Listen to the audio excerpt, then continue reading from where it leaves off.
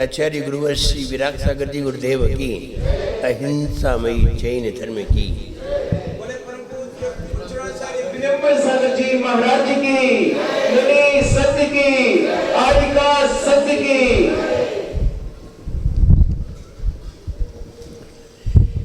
एक विषय पर केंद्रित हो जाना ध्यान है। केंद्रित का मतलब है आपका मन उस विषय से इधर उधर न जाना, उसी के बारे में चिंतन करना, उसी के बारे में सोचना, और जब सोचना बंद हो जाए तो उसी के बारे में लीन हो जाना, इसी का नाम ध्यान है। जैसे आप कोई वस्तु खा रहे हैं, आपको रबड़ी मिल गई, अब आपने खाई और खाई तो आपके मन में आ रहा है ये ऐसे बनाई गई होगी, पहले ये दूध कढ़ाई में डाला गया होगा, फिर इसको धीरे धीरे आंच पे तपाया गया होगा, धीरे धीरे मलाई पड़ी होगी, दो लकड़ियों से एक साइड पे की गई होगी, बाद में इसमें शक्कर डाली गई होगी। ये सोच रहे हो, ये चिंतन है। और जब तुमने खाया और खाने के बाद तो तुम्हें स्वाद आता, ये स्वाद चिंतन करते हुए नहीं आता। जब चिंतन बंद हो जाता है तब स्वाद आता है, वरना स्वाद नहीं आता। अगर आप सोच रहे हो कि हम ये ऐसे बनी होगी, ये ऐसे बना होगा, तो आपको कोई स्वाद नहीं आएगा, आप खाते जाओ। और जैसे ही सोचना बंद होगा वैसे ही उसी क्षण तुम्हें स्वाद आ जाएगा। उदाहरण,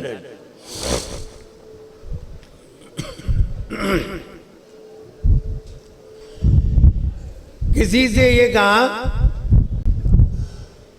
ये वस्तु तुम्हें पूरी खाना है,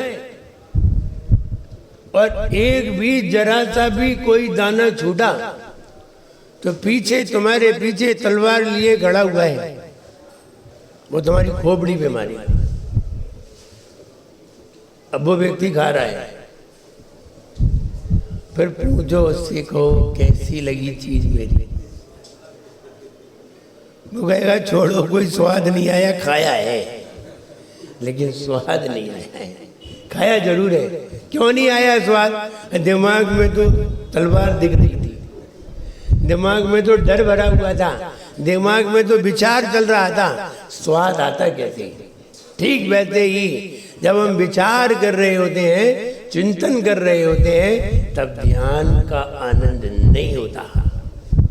और जैसे ही चिंतन करते करते, खाते खाते, जब वो चिंतन समाप्त हो जाता है और तुम स्वाद में पहुंच जाते हो, तो तुम्हें वो आनंद के क्षण नजर आते हैं, तब कहते हो वस्तु बहुत अच्छी थी, वरना कोई चीज अच्छी नहीं है।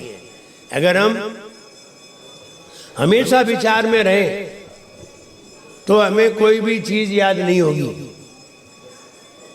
विचारों को रोकना ही पड़ेगा। अगर कोई चीज याद करनी है तो, अनुभव करना है तो भी, वो चिंतन करते करते थोड़ी देर के लिए वो चिंतन रुकता है, और रुकते ही वो ध्यान में पहुंचता है, पर उसे ही ध्यान कहते हैं। शेष ध्यान की प्रक्रिया है, प्रोसेस है। आप सवेरे से लगते हैं, 8 बजे से लग जाते हैं किचन में, और किचन में काम करते करते 11 बज जाते हैं। फिर जब भोजन करते हैं तब कहीं जा करके थोड़ा सा स्वाद लगता है। अब बताइए 8 बजे से 11 बजे तक क्या कर रहे थे? स्वाद ले रहे थे? नहीं। ऐसे ही 1 घंटे तक, आधा घंटे तक चिंतन चलता रहता है। एक क्षण ऐसा आता है जब हम चुपचाप होते हैं, मन शांत होता है, उसी समय ध्यान हो जाता है। उसी का नाम ध्यान है। एकाग्र चिंता निरोधो, सारी चिंताएं, सारे चिंतन का रुक जाना ही ध्यान है। पहले एकाग्र चिंता, पहले एकाग्र होकर के जो चिंतन किया गया है उसको भी रोक देना ध्यान कहलाता है। ध्यान अगर किसी वस्तु का तुम्हें ध्यान नहीं हुआ है, तुम्हें वो वाली बात याद नहीं रहेगी, और जिस वस्तु का तुमने ध्यान कर लिया है तुम मरोगे तब तक याद रहेगी, और बातें याद नहीं रहेगी। हम छत पर कितने बार गए, छत से कितने बार नीचे आए, हम दुकान पर कितने बार गए, कितने बार दुकान से घर आए, कोई बात याद नहीं रहेगी। एक बार छत से गिरे हो, जिंदगी भर याद रहेगी। और कितने बार नीचे आए ये नहीं पता। एक बार सीढ़ी से फिसल गए और तुम्हें चोट लग गई, जिंदगी भर याद रहेगी। जिसमें हम विचारक होते हैं वे कोई भी क्रियाएं हमें याद नहीं रहती। जिसमें हम विचार से शून्य हो जाते हैं वे चीजें हमें जिंदगी भर याद रहती हैं। हम अलवर थे, हम भिंड में थे, ग्वालियर में थे, कब कब प्रवचन में क्या क्या कहा मुझे नहीं मालूम। तुमने कहीं का प्रवचन ध्यान से सुन लिया हो तो तुम्हें याद है कि महाराज ने ये वाली बात, मुझे नहीं मालूम, क्योंकि हम विचारक हैं और जब तक विचार करते हुए होते हैं तब तक कोई चीज याद नहीं होती। ध्यान क्यों किया जाता है? ध्यान कब किया जाता है? ध्यान कैसे किया जाता है? ध्यान का अधिकारी कौन है? बातें बहुत है। ध्यान किया जाता है किसी चीज को जल्दी पाने के लिए ध्यान किया जाता है। किसी चीज को जल्दी पाने के लिए ध्यान किया जाता है। ध्यान एकाग्र होकर के किया जाता है, चाहे आर्त ध्यान हो चाहे रौद्र ध्यान, सब एकाग्रता में किए जाते हैं। जब हम आर्त ध्यान करते हैं, आर्त ध्यान माने इष्ट वियोग, अनिष्ट संयोग, निदान बंद, पीड़ा चिंतन। जब आपको पीड़ा होती है ना तो कोई चीज याद नहीं रहती, सब भूल जाता है। पीड़ा पे ध्यान आ जाता है। पीड़ा पे इतने एकाग्र हो जाते हैं, इतने एकाग्र हो जाते हैं कि कोई क्या कह रहा है ये भी समझ में नहीं आता, सामने बैठे होते हैं।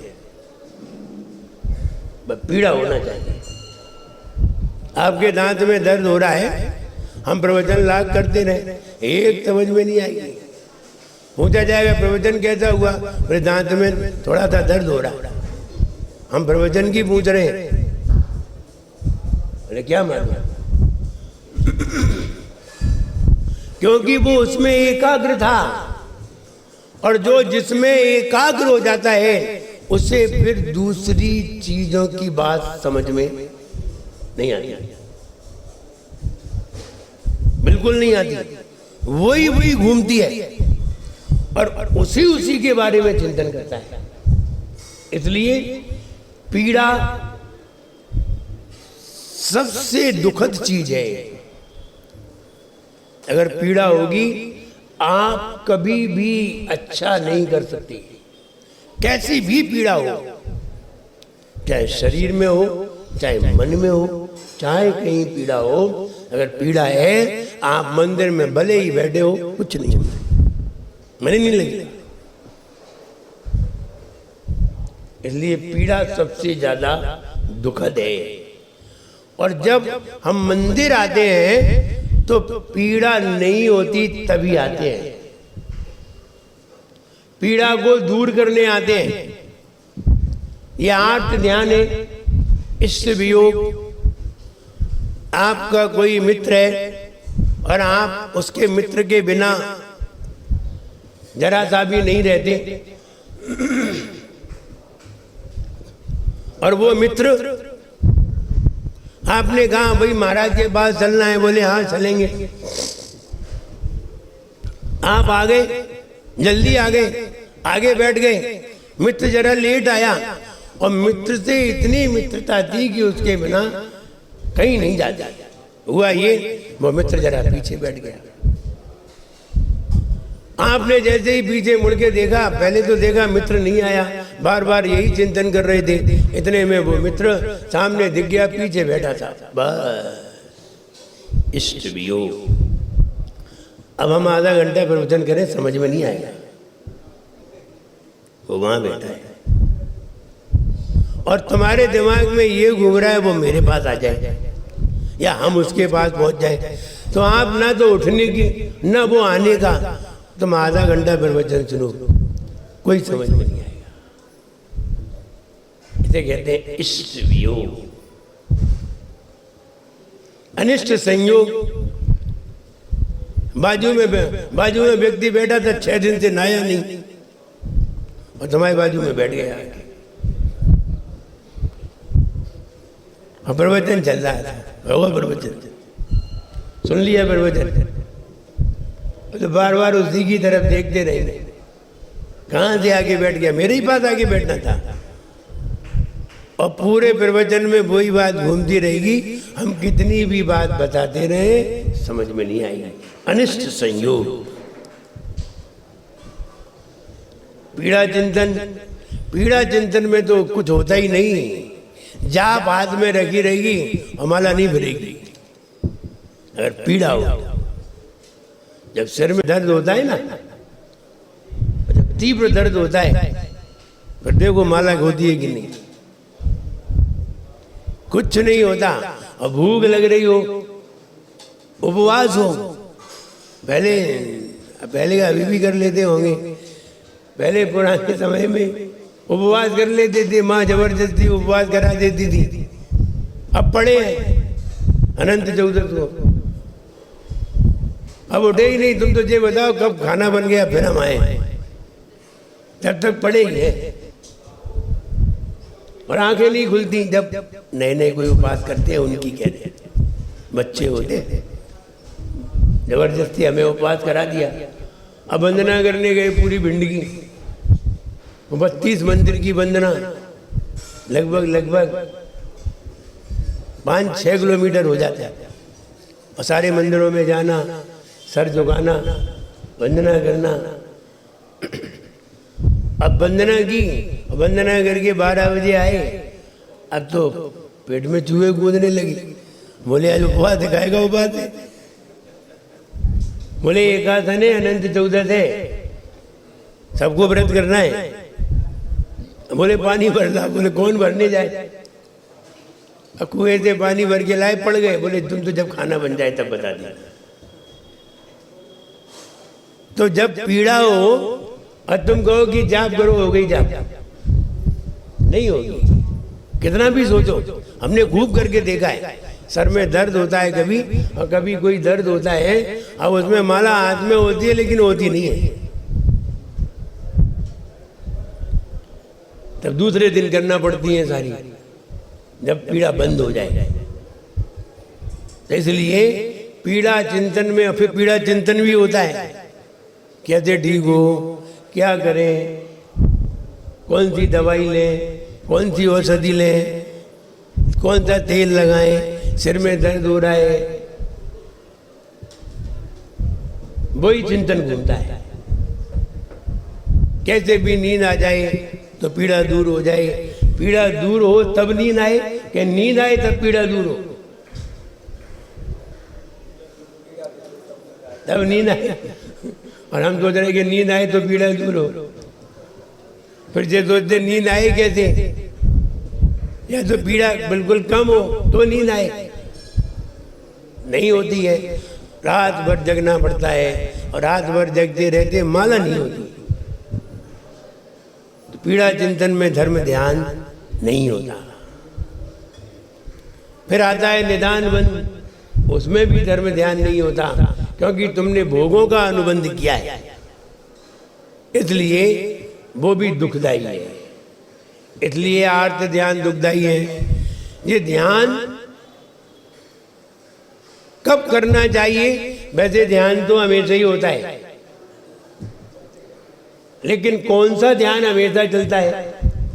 धर्म ध्यान हमेशा नहीं हो पाता, लेकिन आर्त ध्यान रौद्र ध्यान के गृहस्थों के 24 घंटे चलते हैं। रात को भी सो रहे हैं तो भी जाने का सोच रहे हैं, सवेरे उठ करके ये करना है, ये लाना है, वो लाना है, इस संयोग में ही लगे रहते हैं।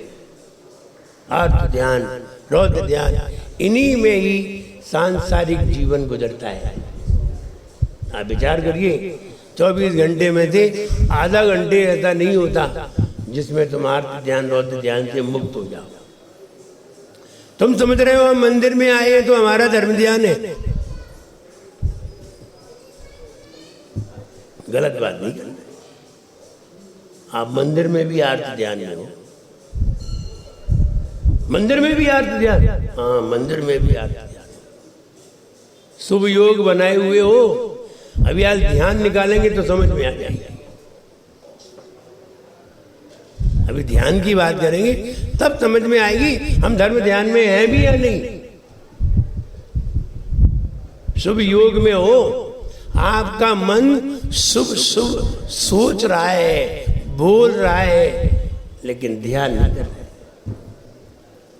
क्या मंदिर में हम ध्यान में नहीं है? नहीं, आप ध्यान में नहीं है, अभी भी आप बैठे ध्यान में नहीं है। और ये भी नहीं समझ रहे कि हम धर्म ध्यान में नहीं। धर्म ध्यान तो सम्यक दृष्टि को होता है, नहीं होता है। अब मंदिर में भी बैठे हो तो भी धर्म ध्यान में नहीं हो। मंदिर में भी आर्त ध्यान चल रहा है, घर में भी आर्त ध्यान है, और मंदिर में भी आर्त ध्यान है। अब निश्चित आपका दिमाग घूम रहा होगा। अभी तक तो यही समझते थे कि मंदिर में तो धर्म ध्यान। धर्म ध्यान कितने प्रकार का है? धर्म ध्यान कितने प्रकार का है पंडित जी? पहला ध्यान आज्ञा ध्यान, यही तुम फिसल जाओ और फिसले बैठे ही हो। आज्ञा ध्यान, आज्ञा मतलब किसकी आज्ञा? जिनेंद्र भगवान की आज्ञा। जैसा जिनेंद्र भगवान ने कहा है मैं वैसा ही स्वीकार करता हूं। खड़े होके बताओ किसमें हिम्मत है ये कहने की? अरे हमें नहीं है, मैं खुद ही मना कर रहे। बताओ, मंदिर में आए, बढ़िया भगवान की आराधना की, अभिषेक किया, तिलक लगाया, बात नहीं मानेंगे तो भाई। हाँ बात कहेगा पहले ही धर्म ध्यान नहीं है, पहला ही धर्म ध्यान नहीं है, दूसरा कहां से होगा? पहले ही धर्म ध्यान में फिसल जाओगे। और जो व्यक्ति ये कहते कि नहीं जैसा जिनेंद्र भगवान ने कहा है मैं वैसा ही करूंगा, ये धर्म ध्यान है। पहला चिंतन तो यहीं से बनेगा। क्या कहा है जिनेंद्र भगवान ने? सुनिए, जिनेंद्र भगवान के शास्त्रों को अध्ययन करिए, जैसा कहा है वैसा अनुकरण करिए। धर्म ध्यान पहला। जिनेंद्र भगवान ने कहा कि रात्रि में 4 प्रकार का आहार नहीं करना चाहिए, हम सब करते हैं, पहले ही में फिसल गए, पहले में ही फिसल गए। अब कहां से होगा धर्म ध्यान? अब कौन सा ध्यान होगा? धर्म ध्यान तो गया, शुक्ल ध्यान होना नहीं है। अब कौन से ध्यान में रहोगे? आर्त ध्यान में। मंदिर में भी बैठे हो तो भी आर्त ध्यान चल रहा, भगवान मेरा सब अच्छा हो, मेरे घर में शांति हो, इष्ट संयोग। आ गए? काय पे आ गए? मेरे घर में सब अच्छा बना रहे, आर्त ध्यान।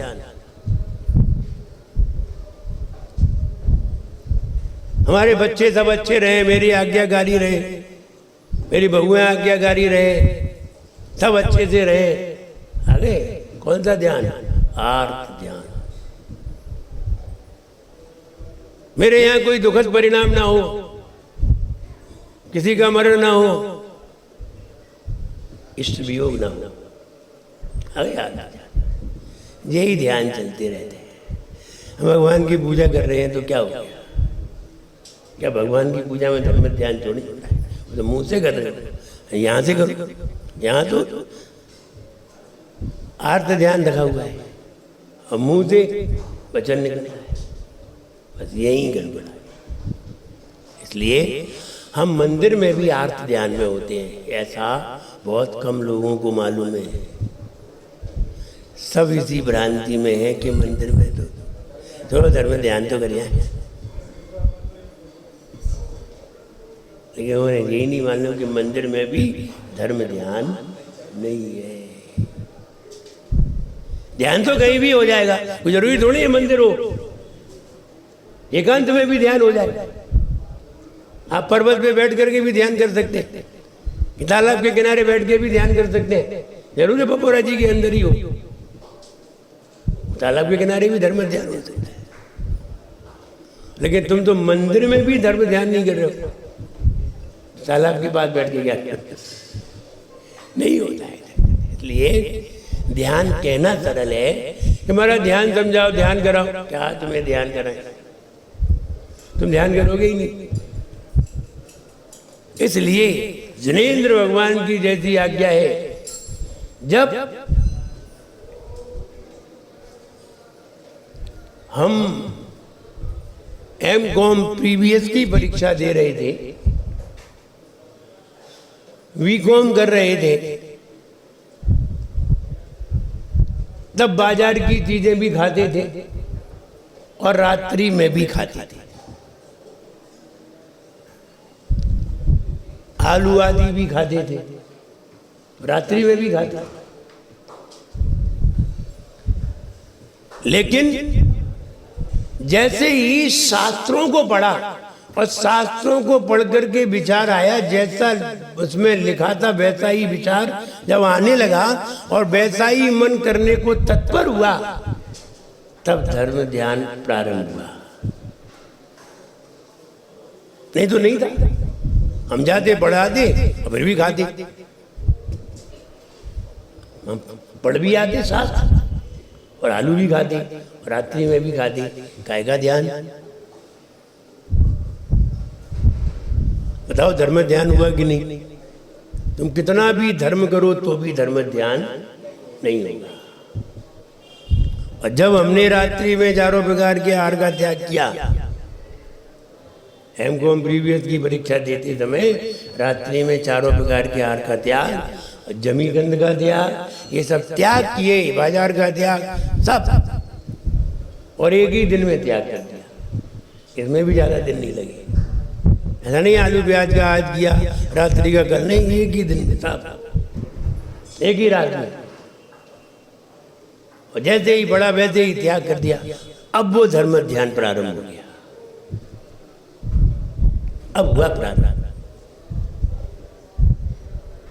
अब हमसे रात्रि में धोखे में कभी खप भी जाए तो भी हम धर्म ध्यान में हैं, क्योंकि हम प्रायश्चित लेंगे।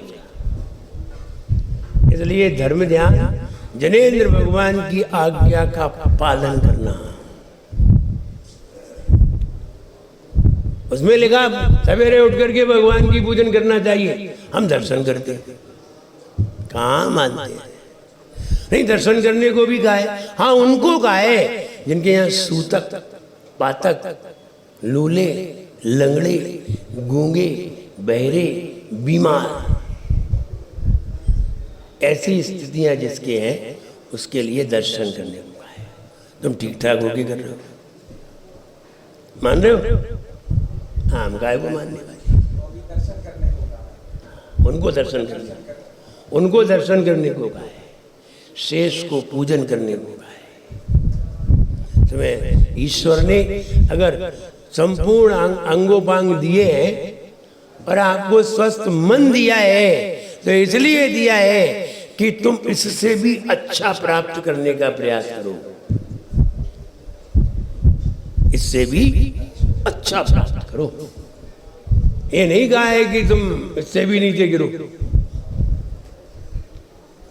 लेकिन तुमने उनकी बात फिर नहीं मानी।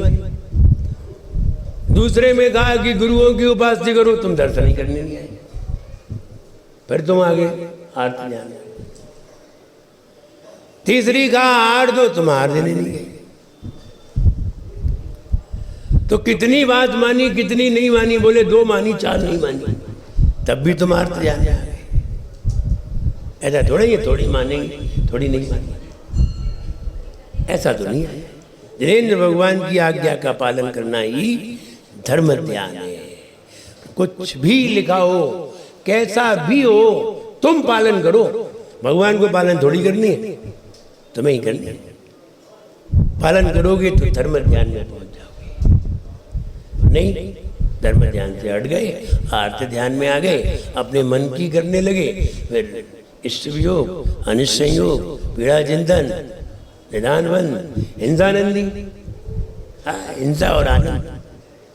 देखा, हमने आरओ लगा लिया है अपने घर में, आप बड़े खुश हो रहे हैं। आरओ क्या लगाए? आरओ। कूलर लगाए, पानी अनछना डर रहा है। क्या खुश हो रहे हैं? ठंडी ठंडी हवा, कुल हवा। कौन सा नंदी? हिंसा नंदी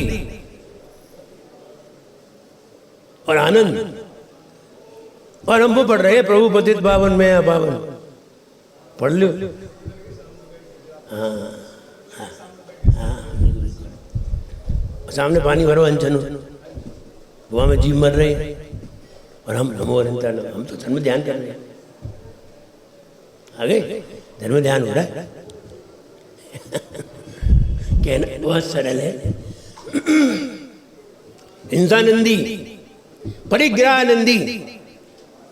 हमारे यहाँ 2 कार आ गई, अब बड़े खुश हो रहे हैं और काला रुचि करके बता रहे हैं। एक तो परिग्रह बढ़ा रहे, ऊपर से खुश हो रहे। तो परिग्रहानंदी, परिग्रह में और आनंद, रौद्र ध्यान। परिग्रह में आनंद, रौद्र ध्यान। फिर चौर्यानंदी और मृषानंदी, आनंद मना रहे। तो ये सारे ध्यान हमारे चल रहे हैं 24 घंटे। कभी कौन सा ध्यान, कभी कौन से ध्यान का दृश्य सामने आ जाता है, कभी कोई से ध्यान का आ जाता है, लेकिन चारों सब चल रहे हैं।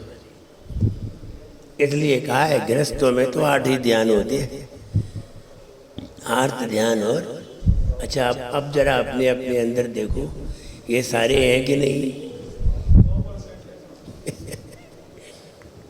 अब मंदिर में आके धर्म ध्यान कैसे होगा? ये मंदिर में आके ये कहोगे कि हम जिनेंद्र भगवान की आज्ञा का पालन करेंगे, बाहर नहीं करेंगे, तो धर्म ध्यान हो जाएगा? नहीं, तो भी नहीं होगा। मैं धर्म ध्यान करूंगा तो करूंगा, अलग बात है, लेकिन तुम धर्म ध्यान में हो, ये अलग बात है।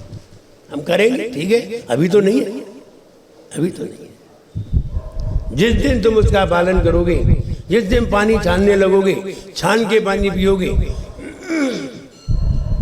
शुद्ध भोजन पे आ जाओगे, बाजार की चीजें बंद करोगे, और ये तो एक लोकाचार है, दिखने में आता है, और जिनेंद्र भगवान की आज्ञा का पालन करोगे तो तुम सम्यक के नजदीक पहुंचने लगोगे।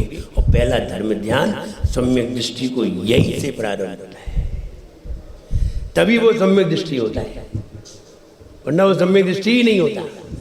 सम्यक दृष्टि में 2 धर्म ध्यान बताए हैं, तीसरा भी नहीं बताया, 2 ही बताए।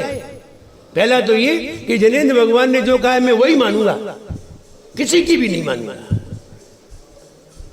कोई कुछ भी कहता रहे,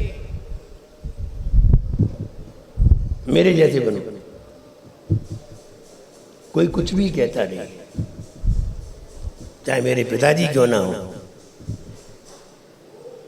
वे भी कुछ भी कहते रहे, अगर जिनेंद्र भगवान की अलग बात जाती है तो हमें उनकी बात भी स्वीकार नहीं है। ऐसी किन में हिम्मत है? हिम्मत ही नहीं पड़ती किसी की। ये तो उसी की हिम्मत है जो व्यक्ति कुछ करने के लिए तैयार है। पिताजी ने ला कहा तुम ऐसा करो, दीक्षा तो तुम ले ही रहे हो, एक बार भिंड आ जाओ, बैंक में से सारा पेमेंट निकाल के साइन करके फिर ले लेते। नहीं, किसके लिए, किसको देंगे? बोले हमें दे जाना, तुम क्या करोगे? बताओ तो कि तुम क्या करोगे? किसको दे? छोटे भाई को दे जाना, वो क्या करेगा? उनको दे जाना, वो क्या करेगा? वो तो पाप में ही लगेगा। अगर निमित्त तो हम ही बने। नहीं, बैंक में ही पड़ी रहने और ट्रेजरी में पहुंच गई होगी अपने आप। कहाँ जाएगी? पे कहाँ जाएगी? ट्रेजरी में जाएगी, सेव। कहने का मतलब ये है कि ये नहीं है कि हम वहां चले जाते और ले आते और दे आते। ऐसा विचार हर किसी का नहीं होता। सही बात समझिए, हर किसी का ऐसा विचार नहीं होता। सरल नहीं है ऐसा विचार ले आना अपने जीवन में, सरल नहीं है, कठिन है। लेकिन ऐसा विचार तभी आता है जब दृढ़ता होती है। ऐसा विचार अगर आता है तो समझिए हमारे अंदर धर्म ध्यान आया, और ऐसा अगर करने को मन तैयार होता है तो समझिए हम धर्म ध्यान के नज़दीक पहुंच रहे। और जब मन बिल्कुल बिल्कुल संपन्न हो जाए और कहे मैं ऐसा ही करूँगा, मैं संकल्प लेता हूँ, धर्म ध्यान चालू, यहाँ से धर्म ध्यान प्रारंभ होता है। इसलिए आर्त ध्यान, रौद्र ध्यान करना सरल है सबके लिए, लेकिन धर्म ध्यान जैसे ही होता है मैं जिनेंद्र भगवान की आज्ञा को स्वीकार करूंगा, सम्यक दर्शन आज्ञा सम्यक चालू हो जाता है। पहला सम्यक पे आज्ञा सम्यक। कुछ नहीं आता है तुम्हें, पढ़ना भी नहीं आता है तुम्हें, बोलना भी नहीं आता है तुम्हें, जिनेंद्र भगवान की बात सुनना तो आता है। हाँ, सुनना आता है। सुन करके तुमने ये कहा, जैसा लिखा है, जैसा कहा है, हम वही मानेंगे। हो गया सम्यक। अनपढ़ को और तुम लाख पढ़ लो शास्त्र, लाख पढ़ लो शास्त्र, और माने है नहीं। उन्हें पढ़ करके भी आज्ञा सम्यक्त नहीं हुआ, उसको, उस अनपढ़ को आज्ञा सम्यक्त हो गया। ऐसा भी संभव। गुरुदेव ने कहा था रात्रि में पानी नहीं पीना चाहिए, मैं नहीं पीऊंगा पानी, अंगूठा छापता, उसने नहीं किया। फिर दूसरे ज्ञानी पुरुष ने कहा कि ज्ञान पूर्वक त्याग करना चाहिए, तुम्हें ज्ञान है नहीं है, तुमने त्याग कर दिया, क्या फल मिलेगा? बोले गुरुदेव ने कहा था इसलिए कर दिया। वो तो सम्यक दृष्टि हो गया। जो अनपढ़ था, विज्ञानी नहीं हो पाए। वे पढ़े लिखे ज्ञानी, वो कह रहे कि मेरे दादाजी थे ना, मेरे दादाजी ने जब ये कहा, मैंने सुना है कि तुमने व्रत ले लिया है। नहीं, हाँ। बोले व्रत ले लिया है तो पहले तत्व ज्ञान करिए। तो हमने कहा तत्व ज्ञान ही कर रहे हैं। बोले तत्व ज्ञान के बिना व्रत नहीं लेना चाहिए। नहीं, हाँ, बिल्कुल नहीं लेना चाहिए। तो हमने कहा आप हमें तत्व ज्ञान की बात बता रहे हैं, आपको तो तत्व ज्ञान है, आपने व्रत क्यों नहीं लिया? आप कह रहे हो कि तत्व ज्ञान पहले होना चाहिए, आपको तो है, आपने व्रत क्यों नहीं लिया? चुप चुप। और हमने लिया है, तो हमने लिया है इसका मतलब है कि व्रत लेने वाला तत्व ज्ञानी है, उसके अंदर तत्व बैठा हुआ है, उसने समझा होगा तभी लिया होगा। तो हमने जब उन्हें समझाया तो उनकी भी समझ में आ गई। बोले वहां चले जाओ बापू नगर जयपुर, वहां तत्व ज्ञान की बातें बहुत होती हैं। मैंने कहा हम किसी साधु की शरण में जाएंगे जो तत्व ज्ञान दिखाता है, बताता नहीं। ये सिर्फ बताते हैं, आता नहीं। वो दिखाते हैं, बताते कम, दिखाते ज्यादा है। हम तो वहां जाके ले आखिरकार अंत में शांत हो गए। बोले ठीक है, आपको जैसा करना है वैसा ही करेंगे। कहने का मतलब जनेन्द्र भगवान की आज्ञा का पालन करना, आज्ञा अनुसरण करना, आज्ञा मानना, उनको पहले जानना क्या आज्ञा है, फिर मानना और उसका अनुसरण करना, ये पहला धर्म ध्यान है। सम्यक दर्शन यहीं से प्रारंभ होता है। पूजन करते हैं, पूजन करते हैं, पूजन करते करते तुम्हारे अंदर उनकी आज्ञा को पालने का विचार आ सकता है, इसलिए पूजन करना चाहिए। पूजन करते करते विचार आने लगते हैं, इसलिए पूजन भी करिए, लेकिन जनेन्द्र भगवान की आज्ञा को भी समझिए। आज के समय में जनेन्द्र भगवान की आज्ञा का पालन करना दुर्लभ है, सम्यक दृष्टि भी दुर्लभ है, सम्यक दर्शन भी दुर्लभ है, सुलभ नहीं है। कल महाराज बता रहे थे ना, एक गाथा सुना रहे थे। कौन सुना रहा था? यथा यथा समायाति संवित्तौ तत्त्वमुत्तमं तथा तथा न रोचन्ते विषया सुलभापि। वही यथा यथा समायाति यथा यथा न रोचन्ते विषया सुलभापि तथा तथा समायाति संवित्तौ तत्त्वमुत्तमम्। अब पहले और दूसरी तरफ गाथा लिखिए। पहली पूर्वार्ध है, दूसरी उत्तरार्ध है। पहली गाथा ये कहती है यथा यथा न रोचन्ते विषया सुलभापि। जैसे जैसे सुलभ विषय रुचते नहीं है, सुलभ विषय रुचते नहीं है। सारी चीजें घर में उपलब्ध हैं, खाने की, पीने की, पहनने की, रहने की, सब उपलब्ध है, फिर भी अच्छा नहीं लगता। ये प्रारंभिक भूमिका है। यथा यथा न रोचन्ते, जैसे जैसे नहीं रुचते, विषया सुलभा अपि, विषय सुलभ होने पर भी, विषयों का लाभ होने पर भी जैसे जैसे रुचते नहीं है।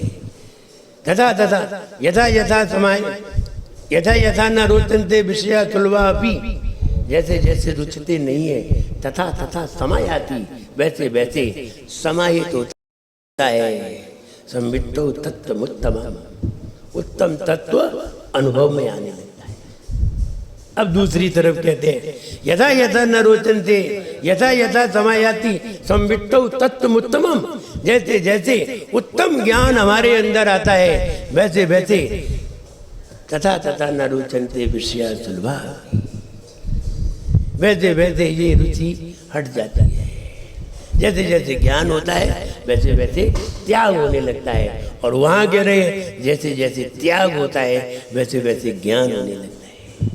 तो प्रारंभिक समझिए और बाद की भी समझिए। जैसे पहले at condition of mind, at condition of existence, so mind, जैसी गति वैसी मति।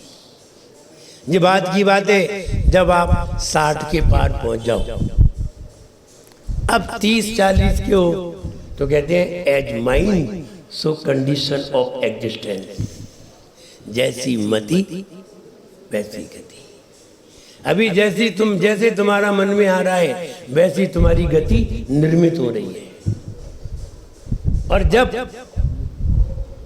70 तक की आयु हुई और 60 साल गुजर गए, तो कहीं ना कहीं आयु बंद हो गया हो, तो कहते हैं जैसी गति ऐसी गति। अगर तुम्हारी देव गति का बंद हुआ हो, तुम्हारा भगवान की पूजन रोज करते थे, गुरुओं की सेवा में लगते थे, देव आयु का बंद हो गया, तो और अंतिम समय आ गया, 70 साल की उम्र थी, 65 साल गुजर गई, 5 साल शेष रह गई। 5 साल में तुम्हारे मन में भाव आएंगे हम महाराज के पास जाना है, हमें संयम लेना है, हम देशव्रती बनना है, हमें दीक्षा लेनी है, हमें समाधि करनी है, ये भाव आने लगेंगे।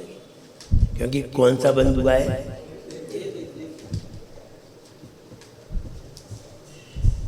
और नरक गति का बंद हो गया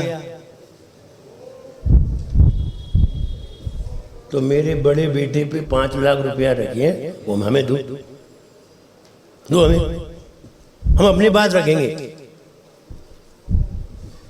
और जो कुछ भी सोना चांदी जो भी होगा सब मेरे पास रखो। बहुवारम परिग्रहत्वम नारकस्यासा।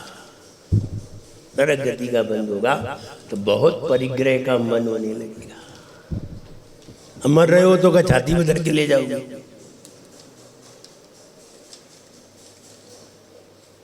लेकिन भाव क्या होगा? मेरा मेरा हमें दो। बहुवारम परिग्रहत्वम, बहुत परिग्रह का मन होगा। ये भी मेहनत, ये भी हम रखेंगे, ये भी हम रखेंगे, नहीं देंगे किसी को। नरक गति का, नरक आयु का बन गया। फिर तुम दोगे नहीं तो तुम्हें निपटा देंगे जल्दी लोग, असमय में निपटा देंगे। तुम दोगे नहीं। एक दादाजी थे बंडा में, मंदिर के सामने घर था। दादा दादी दो ही जने, बेटा तो अपने चले गए सर्विस कर रहे बाहर, और दादा दादी ब्याज पे पैसा देते थे। एक जन आया ब्याज पे पैसे लेने, जैन नहीं था, दोनों को दबा दिया, सब ले गया। दो ही तो थे वहाँ, और दोगे तो अंदर ही ले जाओगे। तो गया अंदर, दबा दिया दोनों को, ले गया। दूसरे दिन पता चला बंडा में शांतिनाथ मंदिर के सामने। तो कहने का मतलब ऐसी घटना है। तो ये बहुवारम परिग्रहत्वम की पहचान। और त्रियंत आयु का बंद हो गया तो मायाचारी चालू हो जाएगी। हैं? गति का वो ठीक है, हम तो ये आयु का बंद, त्रियंत आयु का बंद हो गया, मनुष्य आयु का बंद हो गया। थोड़ा नीति से चलने लगोगे। त्रियंत आयु का, मनुष्य आयु का बंद हो गया, और त्रियंत आयु का होगा तो मायाचारी करने लगोगे अंतिम 5-10 सालों में मरने के समय। इसलिए जैसी गति वैसी मति। और अभी आप युवा हो तो जैसी मति वैसी गति, वैसा ही आयु बंद हो जाएगा। इसलिए जब आप युवा हैं तो मति पे ध्यान दीजिए। और फिर जिस आयु का बंद हो गया फिर तुम उल्टे हो जाना भगवान के सामने शीर्षासन में रोज सामायिक करना, कुछ भी होने वाला नहीं। एक बार सील लग गई फिर शीर्षासन में खड़े होके पूजन करना होगा कुछ नहीं, जाना तो पड़ेगा ही। राजा सैनिक खूब रोया भगवान महावीर के चरणों में, रोते रहो, नरक तो जाना ही पड़ेगा, नरक तो जाना ही पड़ेगा, मार खानी ही पड़ेगी। इसलिए आयु का बंध ना हो जाए उसके पहले ही हमारी समझ में आ जाए, ये सबसे बढ़िया विवेक है।